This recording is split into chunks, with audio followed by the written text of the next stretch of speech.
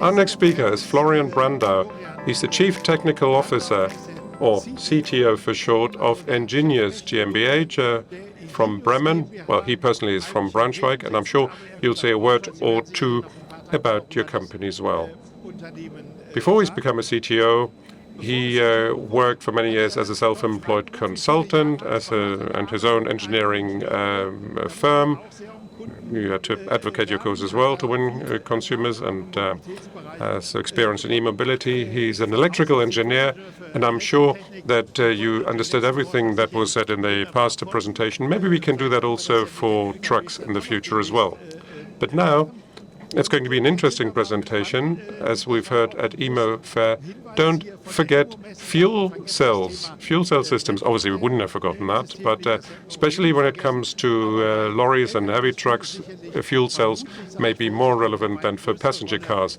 But I'm sure Mr. Brandau can explain that to us much better. Ja, hallo. Funktioniert das? Geht das mit dem Ton? Ja. Nein, das. Okay. Perfekt. Ja, vielen Dank, Herr. Thank you very much, Professor Faustich. Thanks for inviting me. And I feel perfectly located here because the previous speakers have laid the foundations. The next speaker will probably complain if I don't tell you the right things, so that's perfect. Right, so fuel cells. We heard about bidirectional charging just now, and the degrees of efficiencies for electricity-based mobility for e-fuels and for fuel cells. And of course, there are lots of media reports on all this, on what we've just heard and seen from the colleague from the ADAC, from the Automobile Association in Germany, and that we want to decouple it. We need a storage medium. That's the battery, first of all. That's the most efficient. And when it comes to commercial vehicles, and this is my topic and has been for a long time, the energy amounts are so big that the utilization of energy has to be done via a different energy carrier and has to be decoupled. It's not always the case, but in many cases this is true. Simple example. The colleague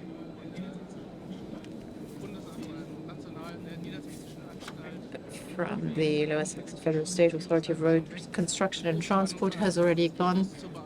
But usually when you apply for anything, you need 3 to 5 years to supply a large fleet. A hydrogen station works relatively fast, depending on what you consider to be fast or not. And after these very technical presentations and very well-prepared presentations, I have to tell you, electric mobility is actually fun.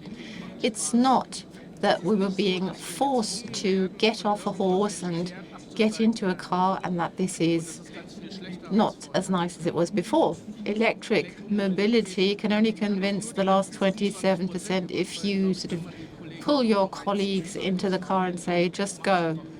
The ranges are okay, long distances are okay. I drive 50 or 60,000 kilometers per year, and this actually works. So, a bit of information on ENGINIUS. ENGINIUS belongs to the Faun Group, and the Faun Group belongs to the Kirchhoff Group. The Kirchhoff Group has several pillars: waste collection vehicles, eco-tech, with Faun Solar and other local brands in Europe, and sheet metal parts, components for trucks. And we have smaller companies for specific mobility, for instance, vehicles for people with disabilities, but also machine tools for special purposes. Now, in the meantime, we have 13,000 staff, 2.5 billion sales. We have an international footprint, and it actually is great fun to work in such a big team. The Faun Group itself is located in Lower Saxony, Osterholz-Scharmbeck, to be specific, has specialized on waste collection vehicles. We work in the area of city sweeping machines, lorries, or vehicle-based. What you see here looks like a Hoover, a giant Hoover, and that's what it is. It's an autonomously driving sweeping robot that was designed for public use, and we introduced this only recently. It's got rather an interesting technology and special applications, such as the lorry at the bottom for fast rolling out of landing lanes and fuel cells and electric mobility with ENGINIUS.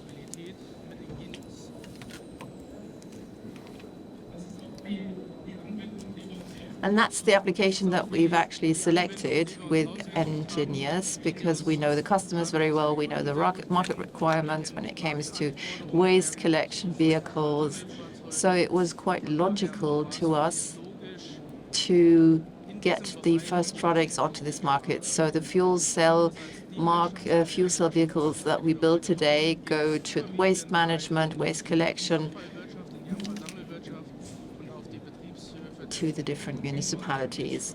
So you could probably say, well, these vehicles don't have this mileage. Such a car runs 120 kilometers per day, and a long-distance car goes 400 to 500 kilometers per day. Well, this has different aspects to it.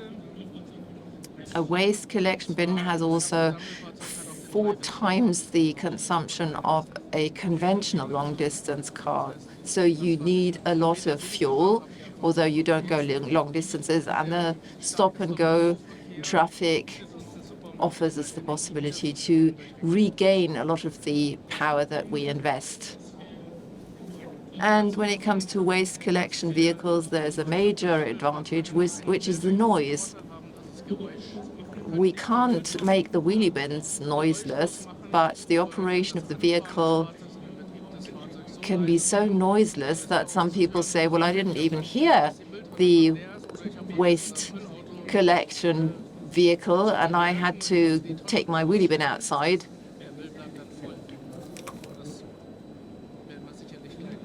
So as found, we have a global footprint, as I said before. We have the biggest companies in Europe, however, and these are also the markets for ENGINIUS.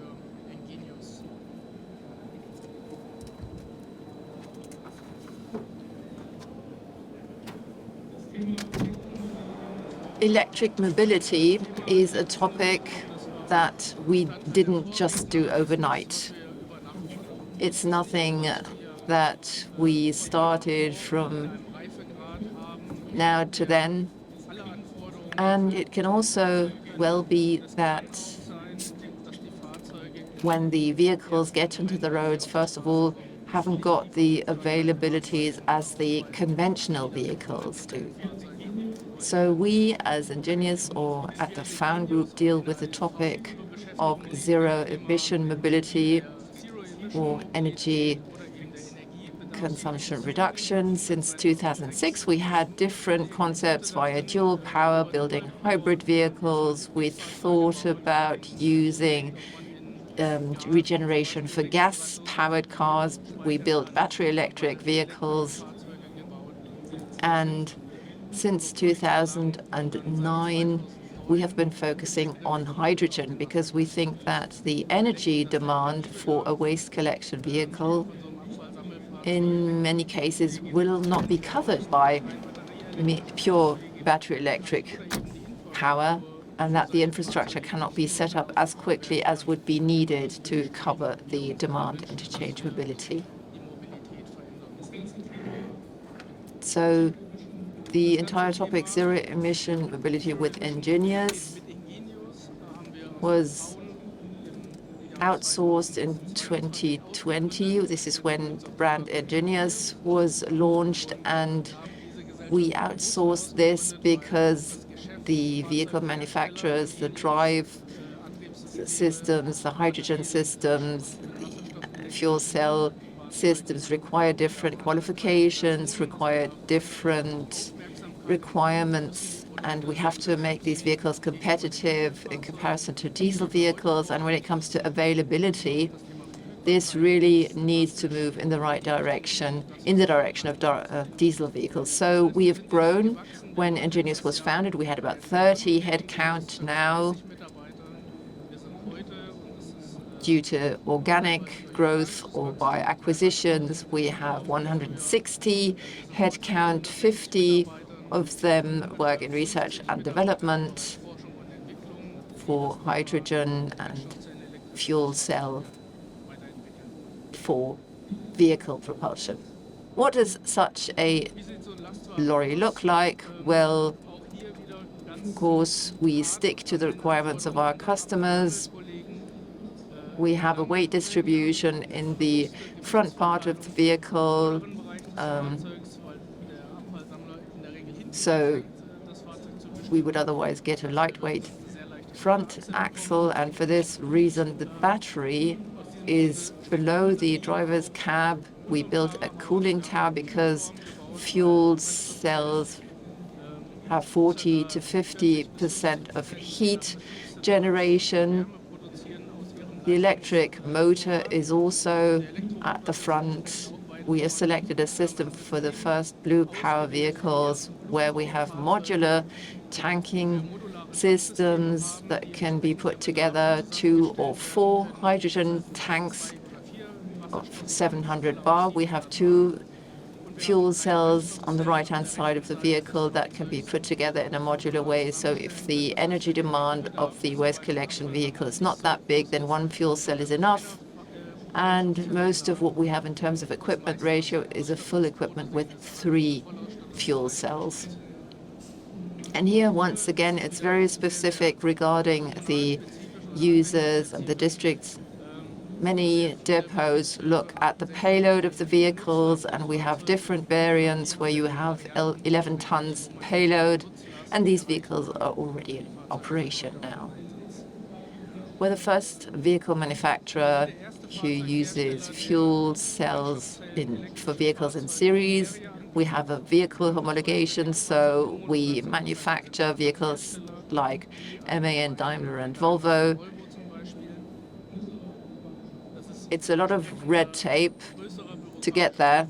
On the other hand, it really ensures that we have the quality of the vehicles, we are compliant with legal requirements, and we can have a high number of units. Now, the usual filling times or charging times, battery electric vehicles in a wall box need 3, 4, 5 hours for municipal operation. This is often not possible in operational terms. It works if you have enough wall boxes or fast charging units on the depot, but our vehicles can be charged in 15 to 20 minutes.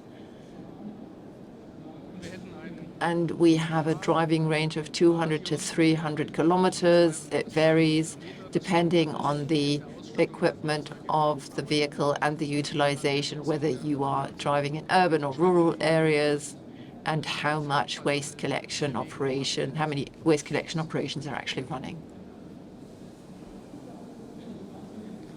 Now, whenever launching vehicles on the market, this is the biggest challenge for many new startups, for suppliers of lorries and who want to retrofit their lorries and who want to be successful in doing this. We need service. We need staff who know the vehicles very well. These colleagues have to be as close as possible to the vehicles, and we need to be able to reflect this service no matter where the vehicle is.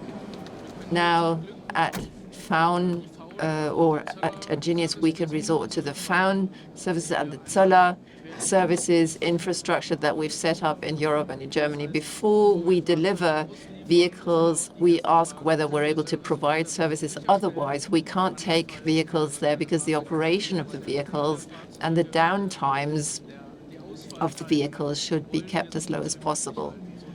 This type of technology is new. Not every depot is equipped for this type of technology, and with our service staff, we also support the acceptance of this new technology so that we have smooth runnings.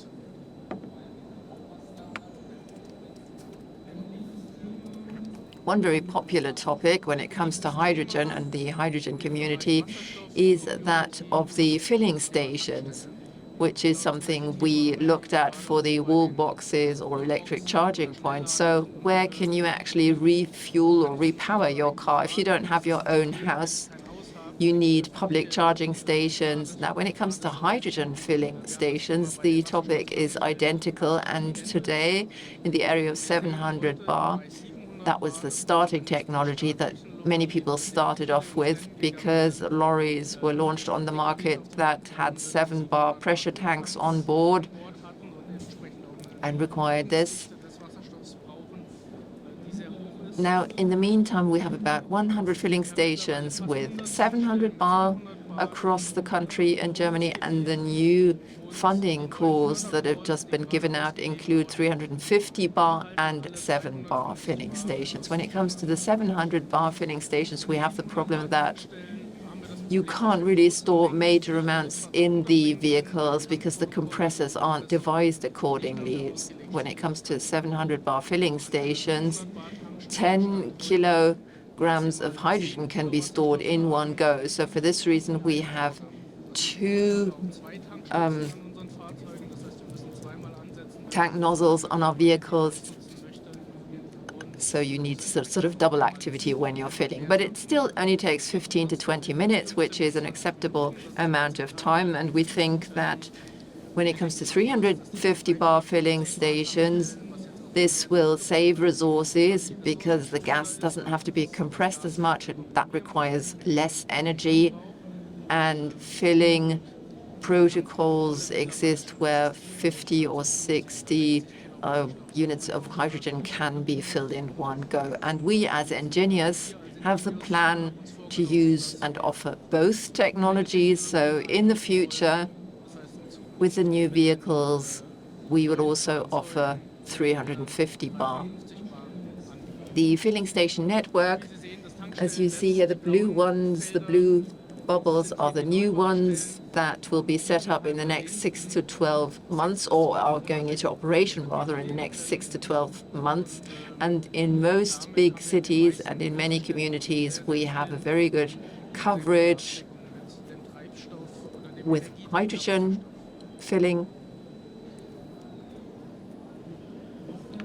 Now, what's next for us? It's, of course, expanding the service and the availability of vehicles. In the past few months, we've taken major steps forward. In particular, in the last 2 months, the availability of these vehicles was increased greatly by many measures that we implemented. So we'll continue to improve the vehicles, we'll optimize them, we'll make them less complex, and we will also look at new applications. So in this case, at the International Automotive Show 2020 in Hanover, the concept City Power was introduced on the basis of Mercedes-Benz Artigo. This is what we're working on. There was a cooperation with Hyundai fuel cells that was presented, so that apart from the smaller units with 30 kilowatt hours, bigger units of 84, 85 kilowatt hour could be offered.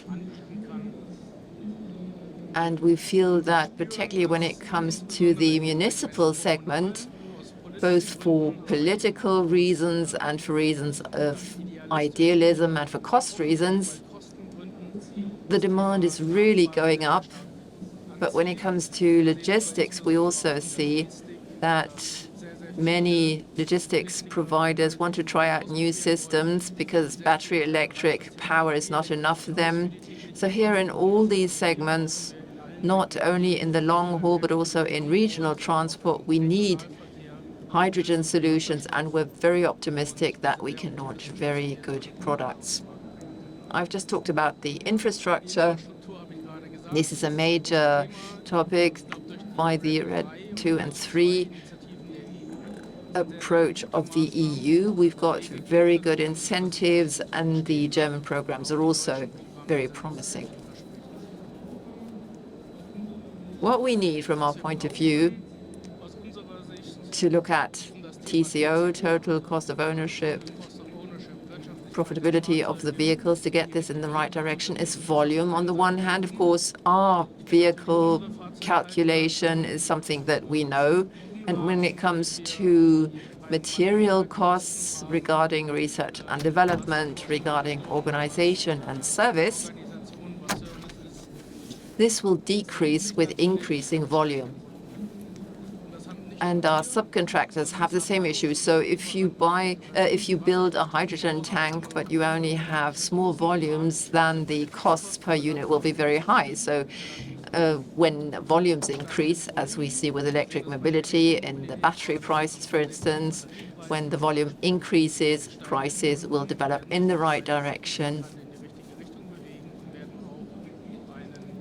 and won't get to cost parity. I don't think that's going to be the case in the next 10 years, but at least we'll be rather competitive compared to diesel vehicles, because diesel technology is getting more expensive. Then the CO2 fees are going to be added onto the diesel. Then there is the toll stations and other things that make it easier for us to have a positive business case.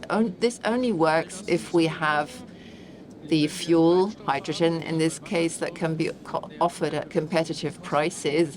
And of course, this is a major motivation for us. We are in contact with electrolysis providers, energy distributors, energy suppliers, with the chemicals industry, in order to make hydrogen fly as the technology for the future vehicles. And we will need hydrogen prices of between 6 and 7 euros in order to have more or less a level playing field, considering also tax exemptions and road tolls, in order to provide and operate these vehicles at competitive prices. Right, that was my presentation. I can only repeat, electric mobility is actually fun. Fuel cell electric vehicles are electric vehicles, even if the energy carrier is a different one. And when you're driving a commercial vehicle, and you can try this out at our booth, and this is really cool, you're very warmly invited to come to our booth. Thank you.